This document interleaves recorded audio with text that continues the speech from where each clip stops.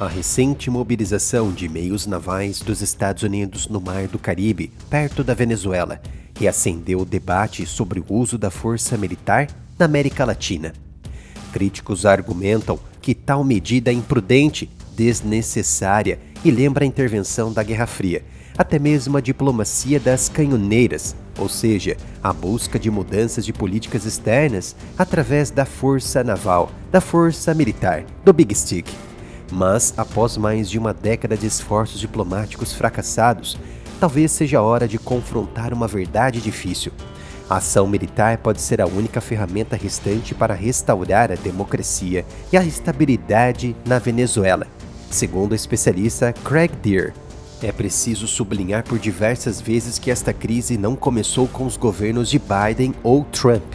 Ela remonta à morte de Hugo Chávez em 2013, quando o ditador Nicolás Maduro, escolhido por sua lealdade, não por sua liderança, assumiu o poder. Desde então, a Venezuela evoluiu de uma democracia em dificuldades para uma verdadeira empresa criminosa transnacional, uma realidade prevista por Moisés Naim em 2013. Apesar dos esforços bipartidários dos Estados Unidos para apoiar líderes da oposição como Juan Guaidó e Edmundo González, o ditador Maduro se agarrou ao poder por meio de repressão, manipulação eleitoral, laços profundos com redes criminosas e principalmente apoio de Cuba, Rússia e China. E embora alguns setores da sociedade venezuelana possam preferir uma transição política sem uso da força, os 67% dos venezuelanos que votaram na oposição nas eleições de julho de 2024, o total de votos reconhecido internacionalmente, apesar do roubo eleitoral bem-sucedido do regime de Maduro, sugerem forte apoio à saída do ditador e de sua comitiva. A recente designação do Cartel de Los Soles pelo governo Trump como organização terrorista estrangeira, o grupo criminoso sediado na Venezuela e liderado pelo ditador Maduro e seu regime, marca uma mudança drástica. Reformula a questão, considerando que a Venezuela não é um Estado soberano legítimo, mas sim uma entidade criminosa e terrorista operando sob a liderança de Maduro.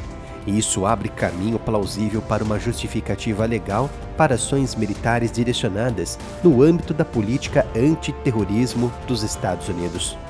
As opções militares não precisam se assemelhar a invasões em larga escala. Pelo contrário, os Estados Unidos gozam de estratégia de guerra moderna. Ataques de alta precisão, bloqueios navais e forças de operações especiais podem ser usadas para romper o controle de Maduro e apoiar uma transição legítima. O objetivo não é a ocupação, mas a coerção, o uso de força limitada para mudar comportamentos e restaurar a governança democrática. No entanto, mesmo considerando essas opções, precisamos enfrentar os riscos. Ações militares podem agravar a crise humanitária na Venezuela, prejudicar civis e desestabilizar países vizinhos, já sobrecarregados por fluxos de refugiados, embora seja difícil imaginar como a situação poderia ser ainda pior. Desde 2014, mais de 7,7 milhões de venezuelanos, mais de um quarto da população original, fugiram do país. Parte dos refugiados se abrigou nos Estados Unidos, recebendo proteção temporária, o TPS, mas agora Donald Trump revogou todos eles, medida que ocasionou no litígio da questão nas cortes judiciais do país. Aproximadamente 600 mil venezuelanos recebem TPS nos Estados Unidos, divididos em 250 mil sob a designação de 2021, que venceu em 10 de setembro deste ano, e 350 mil sob autorização de 2023, que venceu em abril deste ano, mas com proteções pendentes para alguns via litígio.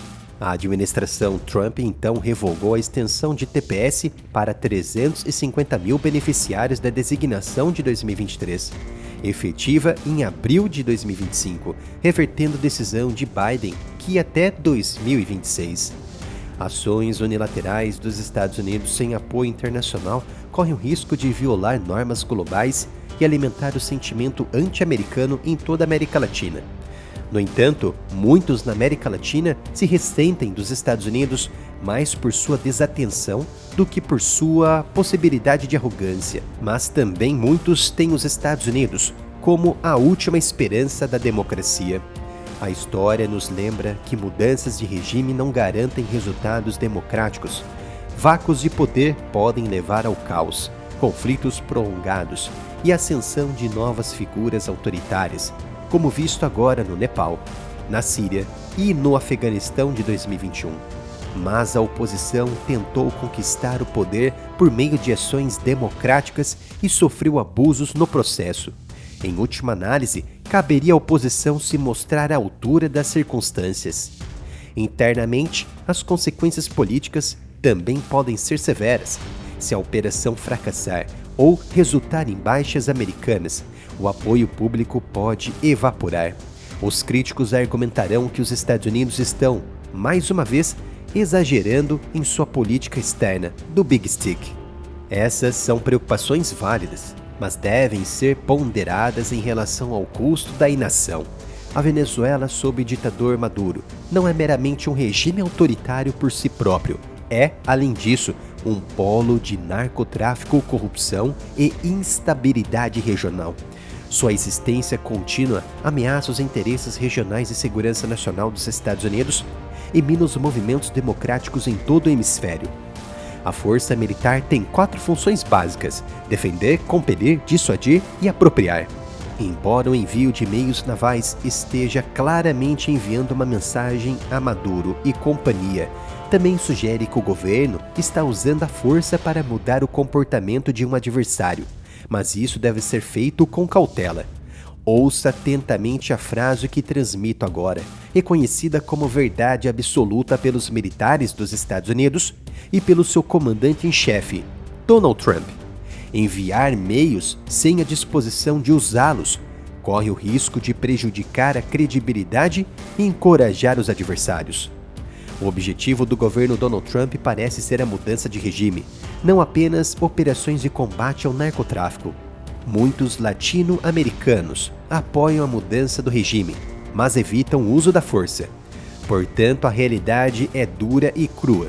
Neste caso, as evidências sugerem fortemente que a mudança de regime não ocorrerá sem o uso da força, ou pelo menos a ameaça dela. E a mudança de regime, no caso de expulsar uma organização criminosa e terrorista transnacional agressiva, é um objetivo legítimo que aumentaria a segurança dos Estados Unidos e da região da América Latina.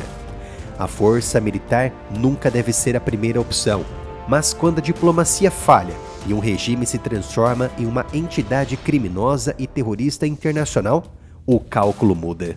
O seu apoio é substancial para a continuidade do meu trabalho em trazer informações, análise e vídeos de qualidade dos principais acontecimentos. É muito simples, entre em minha loja através do site reserva.inc/área militar e desfrute das camisetas e das novidades.